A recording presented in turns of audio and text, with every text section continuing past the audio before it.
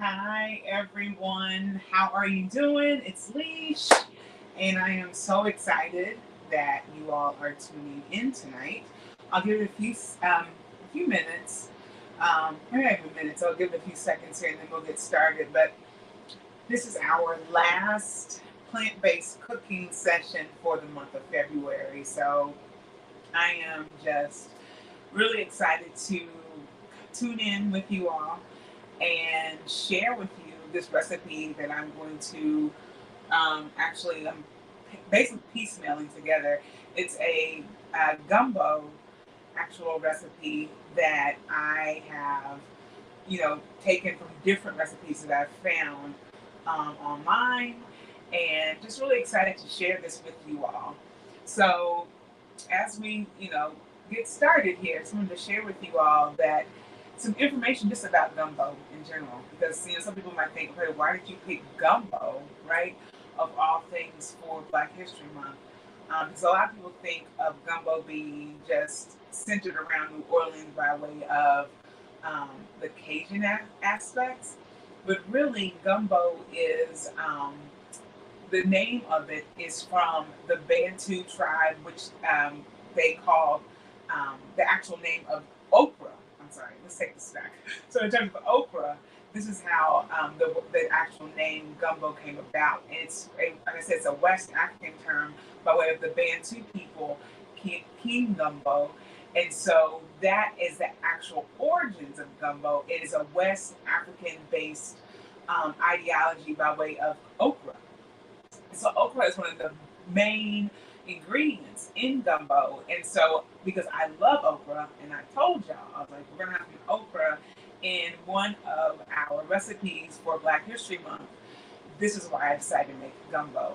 And another reason why I decided to make gumbo, beyond the Western African components of it, I also decided to make it because I knew I was going to make something okra based. Because, like I said, okra is one of the things that was brought over, one of the foods that was brought over during the slave trade.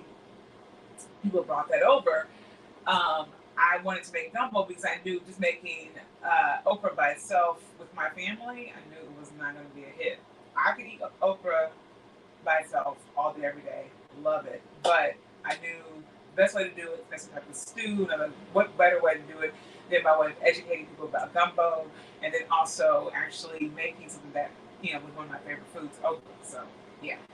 So, like I said, the origins of gumbo is by way of the Bantu people's actual word of okra, which is king gumbo, and that's where the actual word gumbo came from. Okra is one of the main ingredients, if not the main ingredient, to the original gumbo. And some gumbos you'll find by way of Cajun people, they make it different, and also the different regions of actual Louisiana. You'll see that it's made with different things, like different foods, meats rather. So like sometimes you'll see mainly like a seafood based gumbo, or you'll see chicken and sausage gumbo, or whatever. But because tonight we are plant based, we are focusing on plant based actual meat substitutes that will actually be put into this actual gumbo. So tonight I'm going to be using and it comes packaged. You'll see it here shortly. But I'm going to be using the Beyond sausage here. Don't mind the tag there. The Beyond sausage is the hot Italian I'll be using tonight. And then another tag. Hello. And then also the Sweet Earth's Mindful Chicken. That's what this is to say. It's to say chicken there. You get the drift. So basically, we'll do it this way so you can see it here. So the Mindful Chicken is a plant-based strips. Here's the cool thing, like I've always said about meat, plant-based meats, a lot of our cooking won't take that long because we're not waiting for actual meat to be cooked well. So the majority of the meat is actually cooked. Well, not majority. It is cooked basically. The only thing that I'm going to worry about with the sausage piece is just making sure it's cooked well. Because sometimes with certain sausages, I want to have a little bit of a crispy kind of texture to it. Thank you. You said you don't love okra, but you love me. I love that you love me. But I'm telling you, if you make this okra gumbo, you might love it. You might be shocked. And some people don't even know. Like, listen, I can go on and on. Fried okra fire. It's not that. So a lot of people don't like okra because they're afraid of that slimy texture. And listen, that's a part of the process. But okra is near and dear to my heart, so I love it. I grew up on it. At one point, I hated it as a kid, so I understand. It was the preparation. It's all about the preparation. It's not, and that's with most foods. It's about the preparation. If you prepare it properly, more times than not, it's going to taste good. So let's get started. So like I said, those two ingredients for the meat, like I said, the Beyond sausage, the hot Italian, as well as the sweet earth mindful chicken are our actual meat protein sources, right? Y'all, as much as I love okra, I couldn't find any fresh okra, so I had to get some frozen okra. Wah, wah, but it'll still actually be a good addition to our gumbo tonight. We're also using so I cut up a whole onion. This is a whole onion, white onion, surprisingly, right? So I'm always using red onions. I love red onions. But I was told by way of my wife that a white onion would probably be better for the flavor. See, yes, I'm glad you love okra too. See, yes, okra team, yes. But we're using a whole white onion. And then also, I chopped up basically coarsely, I think it's like 4 or 5 cloves of garlic. Now, not the bigger ones. There's a few bigger ones, but I would say at least 3 of the cloves were smaller. So about 4 or 5 cloves of garlic. And like I said, 2 of those were pretty big. All right. And also green pepper, 1 whole green pepper and 1 whole red pepper. Now some gumbo recipes require you to put in celery. I'm not putting in celery, but it's definitely a staple in a lot of gumbos. So definitely feel free to add that. And I'll even add it to the recipe that I'll put in to the Eating Me group. So if you're not a part of the Eating Me group, definitely join the group because that's where I leave all the recipes. So I'll put it in the recipe as a part of the ingredients that you can add. But tonight we're not using celery, just so you're aware.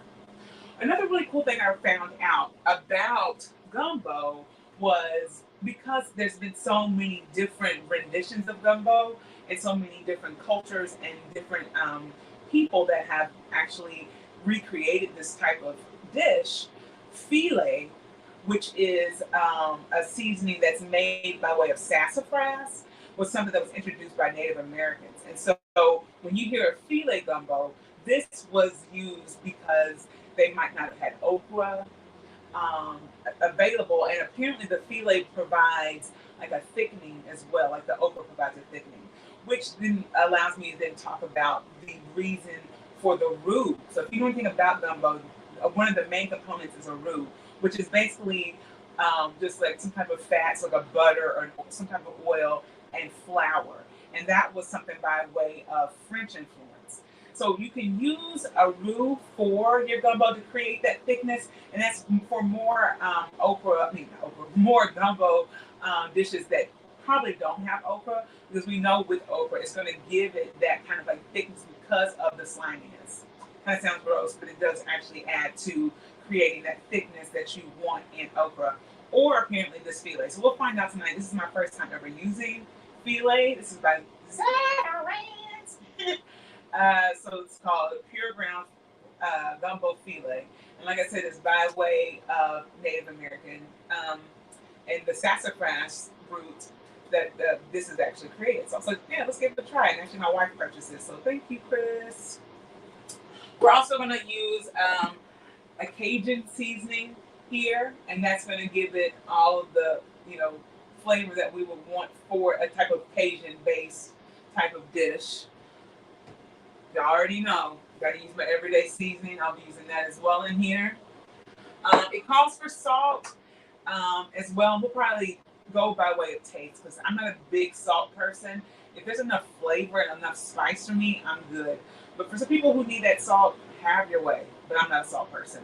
Obviously, we're going to use some cayenne pepper. That's the cayenne pepper from Trader Joe's. It also calls for some black pepper. So I'm going to use my rainbow peppercorns from Trader Joe's. As we start cooking, we'll need a bay leaf. So I'm going to add some bay leaf. Tomato paste. We'll add in some tomato paste. And this will be all during the whole process. Time when we're actually creating the actual stew piece. We'll add in the thyme later for the flavor, and it's also the bay leaf as well. Um, the fire roasted diced tomatoes, which are a great addition as well. And so, and also, last but not least, our vegetable broth. And I used this, I believe, the last week when I made um, our actual dish. I used vegetable broth, so it's the same company that I used last week. All right, y'all, let's get going.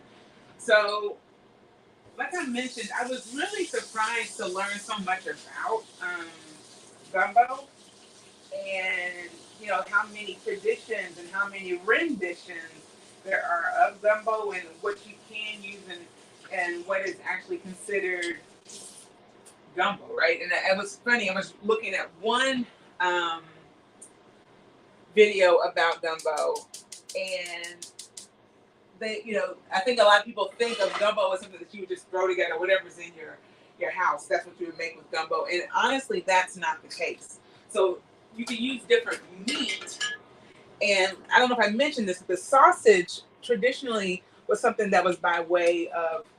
It wasn't an African influence, I think, and I could be wrong, but I think it's something by way of like a German influence. So that's where the sausage comes in. Like I said, there's so many different ethnicities and cultures that have created different renditions of gumbo. So mine is like a compilation of all the things. So we'll get going. So we're going to heat this oil up. And what I'm going to do actually is I'm going to, while that's heating, actually everything's chopped. I just realized I chopped up everything beforehand. So we're ready to go, really. Let me look at my other bay leaves. I think I had some bay leaves that were already open. I don't want to open it. Yeah, right here. Bay leaves are bay leaves. It is what it is, right? I'm just going to use these because they're already open. Let's put this big thing back. I use bay leaves a lot because I make a lot of soups. I'm a soup person. Love soup. That's something that I got from my mom. Let's put it on this eye. Hopefully can you guys see that there? I believe you can see that. Yeah, you can see that. So let's put this here, turn that off. Because this eye actually gets things hotter. What I'm going to do is I'm going to start seasoning, or actually browning, our sausage. Because I just wanted to have just a little bit of a crispiness to it. And then we'll get going with everything else. But in the meantime, what we can do, just to get some things moving, take that off. I'm just going to add in our vegetable broth into because everything's eventually going to end up in this large pot, obviously, right? So let's go ahead and get our vegetable broth into the pot and just allow it to start doing its thing. And what I'm going to do is I'm going to put in all my things that normally we would wait on. We're not really wait on, but things that would take longer, I should say. So like my bay leaf, my thyme, I'm going to throw all that in and start letting that start soaking in and get its life together. All right. Now let's get some bay leaves.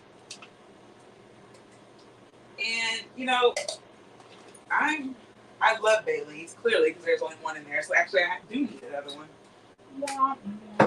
So let's get that over now. I'm gonna put in 2 bay leaves. Because I love the flavor that bay leaves gives, like soups and stews. It's just a really rich, like kind of like savory type of flavor, All that there for right now. I don't know why. Like, can somebody tell me why they make these like certain packages? Like, for instance, bay leaves. Why do you package it like a traditional seasoning? I'll never get it. Like, let's just keep it simple here, guys. Like for realsies. All right. So this is kind of those are stuck together. So technically, we have 2.5 bay leaves. Bay leaves never hurt. So we're gonna put that in there and let that do its thing. I can smell this oil. It's ready to go. So we'll start adding in our sausage here after I throw this thyme in here. And I'm just going to throw in a few of these little twigs. So this is basically what thyme, if you've never seen thyme, that's what it looks like. Looks like little twigs. I'm going to throw that right in there. And we'll stir this up a little bit and just kind of let that do its thing right there and get it stuck together. So now what I'm going to do, now that this oil is like crazy hot, and here's another thing. So things like thyme, sage,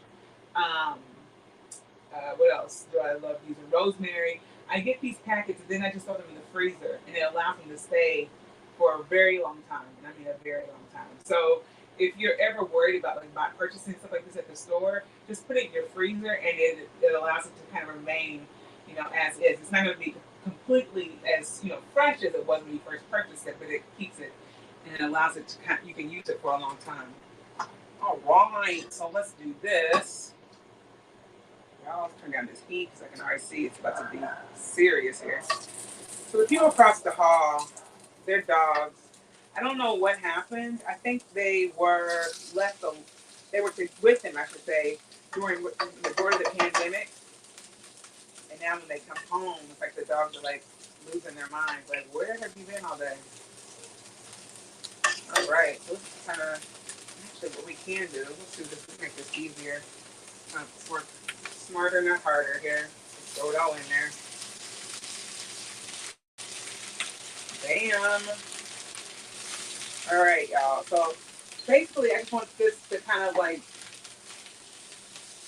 get a little bit of browning because this particular sausage, there's other sausage like a company called Field Roast. Their sausage is not as soft as the Beyond, but I like the Beyond flavor and the texture better. That's just me.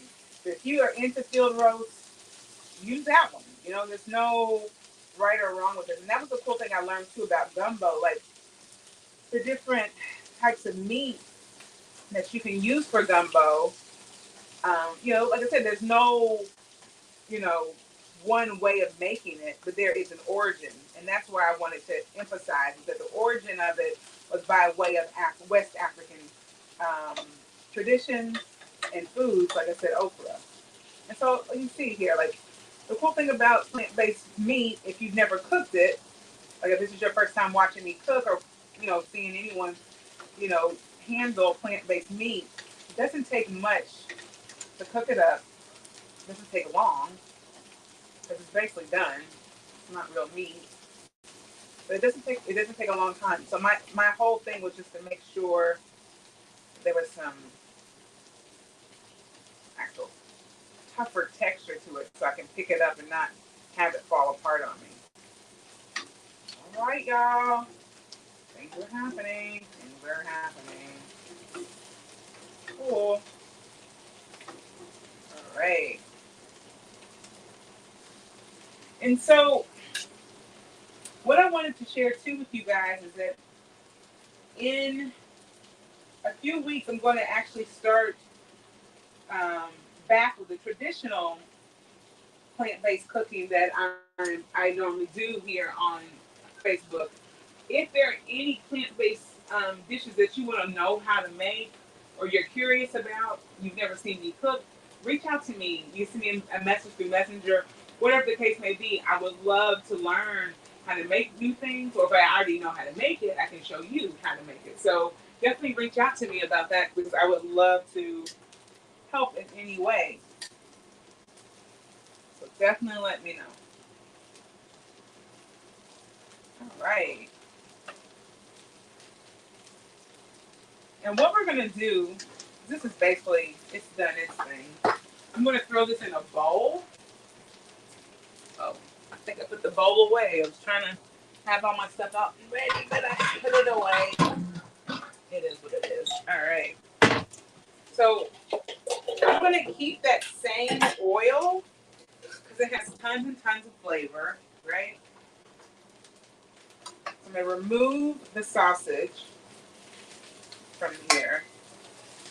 And then we're going to start making, or actually start cooking rather. And see, like I said, it doesn't take long. And you can, like I flipped each piece. Make sure you flip it on each side if you are using this one. Like I said, if you're using the Field Roast, it's a thicker type of sausage, so you don't have to fry it if you don't want to. It's up to you. So we're basically done with all that there. And we're going to add in to this actual oil, because it's going to be super duper flavorful. We're going to add in the onions and peppers and garlic. So we'll go ahead and add this in now.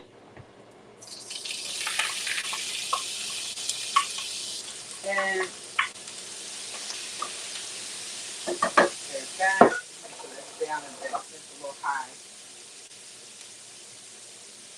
All right. Add in our peppers. We're going to just saute that a little bit. You might want to add a little bit of everyday seasoning, the seasoning that we're telling you about. My fave, I'm adding a little bit of everyday. Some people might suggest adding in salt, because we're allow the vegetables to kind of like sweat out and do their thing. Everyday seasoning has salt in it already, so you don't really need that additional salt. But if you are a salt person, I'm not judging you. Do your thing. But I have it here just in case I might need some. We're just gonna saute this up a little bit. We don't want it to be too much going on here. Then we'll add in our garlic. Dump that right on in.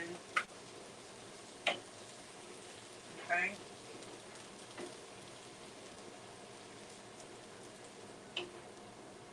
Perfect. All right, let's dump that. And then let's just one over here in the world of our vegetable stock. So it's good and boiling. Great. Just set this a little bit further off. Great. And so the cool thing about this whole gumbo situation is that this is really it in terms of the prep, right? It's all about making sure you have the right amount of seasonings. And, you pick what you choose, which flavors, which meat and all that stuff that you want. But it is definitely about the flavor. So now I'm just going to add in some of the Cajun seasoning. Actually, open it this way to the bigger side. Add a little bit to our vegetables. Add a little bit of that. And we'll mix this in. Y'all smell so good. Hey, babe. What? Aw, thanks. Hey, guys. Veggie sushi, somebody says. I will look into that. You know what? There's so many different types of veggie sushi. I know there's like a sweet potato one, you create like a fried tempura. I'm talking about when you look at the comments here, and someone suggested making veggie sushi. So there's you can make a vegetable type of tempura type of situation with sweet potatoes. And I've seen that type of sushi. I've seen like avocado type. So we can definitely check that out and see what that looks like, y'all. All right, y'all. So we're going to start really adding more things in, because now that our vegetables have kind of gotten their saute, I'm going to add in the veggies to the broth. Okay. And then we'll add in, and the thing is, this actual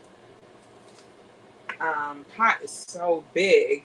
We just added in the sausage, and now I'm adding in the chicken. Y'all can see that.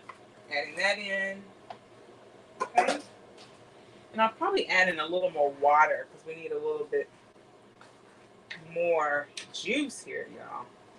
And like I said, we're going to find out and see if this filet is going to be, a thickener. Because like I said, I didn't want to add too much to this whole situation. Okay, chicken turn up. You're killing me. That's hilarious. You are too funny. So no, I'm going to actually add in the tomato paste. And you could have added that in with your vegetables, but it's just up to you. So I'm basically taking maybe a little over a half of the tomato paste that's in the can. I saw a video where somebody had the tomato paste that's from the tube, And that seemed pretty cool. I just had this in my cabinet. Actually, I use a lot of tomato paste with a lot of stuff that I cook. I love tomato-based foods. So good. So we're gonna add that in and stuff. It's pretty looking good, y'all. I don't know if y'all can see that, but it's looking pretty tasty. So we're gonna add that, and now we're gonna add in our fire roasted tomatoes in the can here. Add those in as well. Okay, let's mix that up. Smells pretty good. All right, now I'm gonna add in more of the Cajun seasoning. Okay, and every recipe that I've seen for this gumbo, it suggests to add in the filet a little later. So, but I'm gonna add in just a little bit, just so y'all know that I've added it in. And then they say you can add in some later on after it's kind of like cooked for a bit. I'm going to add some water. It's looking like things are getting a little thick here, friends. And well, we might just have to use this here. It is what it is. We're gonna add a little water to this. And a little bit more. So we're gonna add in our Raging Cajun. You guys are killing me. These comments are everything. I love it. Let's see. All right, so that should do it with that. Now we're going to add in our okra. The best part of the whole dish, yellow. And like I said, I hate that I didn't have the opportunity to have fresh okra, but I couldn't find any. And but we still got the okra, and that's all that matters. So I'm just going to add that in, frozen okra, and correct me if I'm wrong, but I don't know that frozen okra. I mean, maybe that slime will still come through, but I think we might be on the winning side when it comes to working with okra that's been frozen rather than fresh. Hey, Julia Childs, you guys are killing me. Where's the accent? Listen, I've got an accent. It's got my little country southern accent. I think that's enough, right? I'm Leash Childs. I'm just Leash with that. All right, y'all. So I'm gonna add in the gumbo filet. Like I was telling y'all, not a ton, just a little bit. Okay. It's a different type of smell. I'll say that. Not as sassafrasy as I thought it would be, but listen, it is what it is. All right, y'all. So we're just gonna let this cook for they said about 20 to 30 minutes. Let this do its thing. But I definitely don't want to take away from the fact that one of the other main ingredients to gumbo is rice. And so you can use pretty much like a traditional white rice. I saw a recipe the other day that had like multigrain rice and then like the different like wild rice. So it's up to you how you want to do that. I actually had some rice left over from some food that I had. So it's just traditional white rice. Nothing to like sneeze at here. And I'm gonna sit it in my convection oven and just let it get hot. And then I'll serve that with the gumbo. So like I said, now we're waiting for like about 30 minutes or so for the actual gumbo to, do its thing, simmer, get all the seasonings and all the wonderful flavors in, and we'll go from there. Like I always do, y'all, I will share the actual ingredients and I'll show you the end result and show you, what it all looks like here shortly. But if you, like I said, if you have any other things, someone did, mention the whole veggie sushi, definitely let me know if there's some other recipes that you want to see. As you can see, we're not even 30 minutes in and we have the whole meal put together now, which is to wait another 30 to actually for it to cook. I'm not gonna keep you on this long. I don't want to bore you to death. Let's be serious. But I want to do this basically to show you guys that cooking, not only cooking plant based, but just cooking in general, it doesn't have to be a major chore. Um, can I cash app you to send that to Evansville? Listen, you have to cash app me. We'll talk later. Send me a message in the messenger, and we'll work it out. But I just want you guys to know that plant-based cooking, it can be fun, it can be easy, it doesn't have to be so like all over the place. And I also want to emphasize to people, there's so many things you can cook and make that are plant-based. Because a lot of people will joke with me like, "Oh, what do you just eat? Salads all day long?" I'm like, no, there's so many things that you can make that are healthy, that taste amazing, and you don't have to just constantly feel like you're eating the same thing over and over again. So yeah, I am really excited for what this actual gumbo is going to turn out and look like. Really excited about that. And then I'm also, excited to just continue to share with you all just, different recipes and what I'm cooking in my kitchen. 2 Mondays out of the month, just to share with you guys what happens, in a plant-based kitchen. I think it's really cool, and I hope that you guys are actually, trying these recipes. And then if you are trying them, let me know. Let me know in the Eating Me group. And if you're not a part of the Eating Me group, join the Eating Me group. And, tell people about the Eating Me group, because I share tons of information about just eating in general, whether it be like health-based things or just random information about just eating in general. And also, shameless plug, if you haven't subscribed to the Eating Me podcast, what are you waiting for? Hello. Take the time to subscribe to the podcast. This month was amazing. I had some amazing guests who were so gracious and gave such good information just around Black history and all kinds of things and that relate to either their experience, their skill set, and I just had an amazing time having conversations with Dr. Funmayo Wood, who is amazing. Megan McConnell was one of my really good friends. We had an amazing conversation just about race as it relates to, her as a white woman raising children of color. Last week, I had my next door neighbor who is freaking amazing. She's like literally one of the best people ever, Tamara Jane Madison, who was so gracious in, just sharing her her actual story and everything with me as well. I'm about to burn the house down here. And this week, I had the pleasure of working with, or talking with rather, Chef Bobo D. He is a Jamaican chef. He follows the Rastafarian religion and traditions, and he has a cookbook out that's called Idol is Vital Lividity. And it's basically all of the traditional Jamaican foods that he grew up with that he's now created as basically vegan dishes. And it is it's a wealth of knowledge, and he's a wealth of knowledge. And I hope that you guys get a chance to listen to all those podcast episodes and the other episodes as well. Take a chance to listen. Oh, yes, I will plug. Yes, listen, no shame. But y'all, listen, I'm gonna keep cooking here. I'm gonna open this window because I just realized I have the rice in the conventional oven and the little top still on it. It's a little smoky. But anyway, love y'all, and I will share the recipe with you all tomorrow. But tonight I will share some pictures of what the end results of the actual gumbo looks like.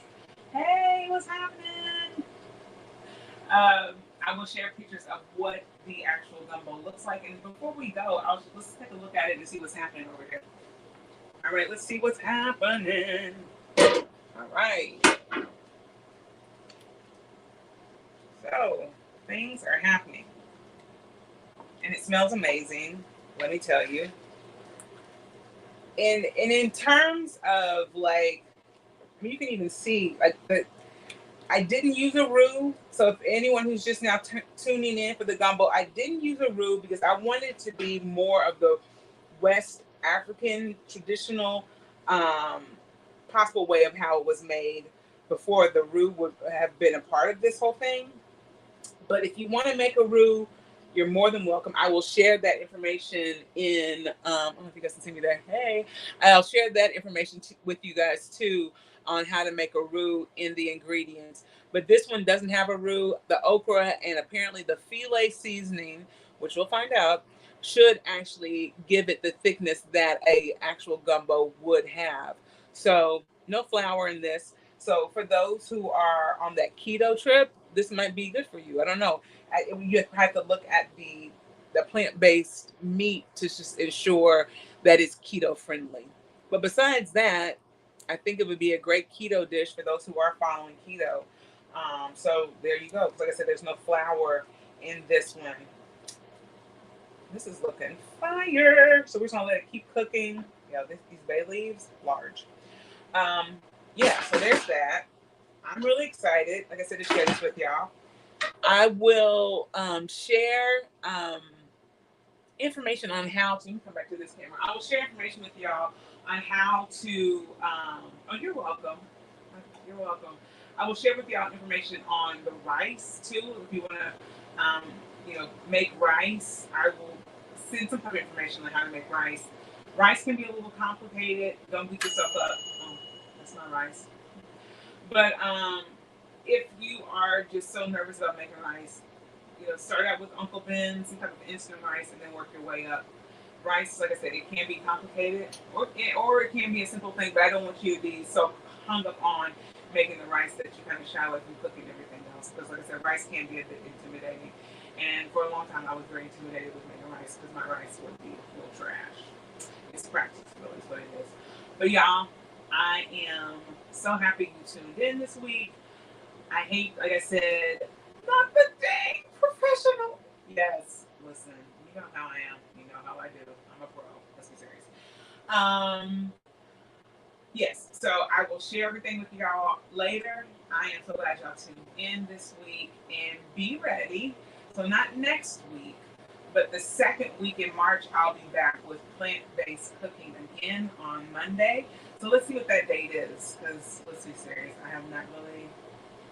Oh, so March 13th. So on March 13th, I will be back with more plant-based cooking. I will be here to share, whatever meal that, you guys will share with me that you are interested in. I know someone said something about the sushi. I'll have to work on that. I don't know if I can get that out that quick. I don't know if I can dish it out that quick. But we will definitely come back with something good, and that'll be easy. Because that is my thing. I want to make sure you guys can make things that are easy, that are tasty, and you're like, oh, I can do this. And trust me, when I went plant-based, I literally went from eating McDonald's #2 meal to trying to start this. So it was a process, and it didn't happen overnight. Trust me. But yeah, so I'll see y'all. Like I said, I'll send a picture of what the end result of the gumbo is.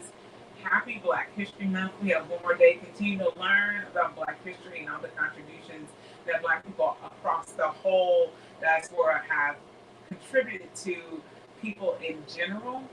And if you continue to learn, you'll realize there's a lot of contributions made by Black people, and that a lot of things that we do and a lot of things we take for granted, we don't realize that it was by way of the invention of some Black person. So continue to learn, continue to just spread the word about all the contributions Black people have made, and to make it a year-round thing. Don't make it just a February thing where we learn about Black people. Black history, American history, means it's 365, right? So I love y'all, and I will see y'all in March. All right, if you're in the EDB group, you'll see me probably at some point sending some type of message to y'all, showing y'all love, or just send some information, because that's what I do. Once again, if you've not subscribed to EDB Podcast, please subscribe to EDB Podcast and share the podcast with those that you know. People need to hear this podcast. Like, it's good information. Let's be serious. All right, y'all. I love you, and I'll talk to you later. All right, bye.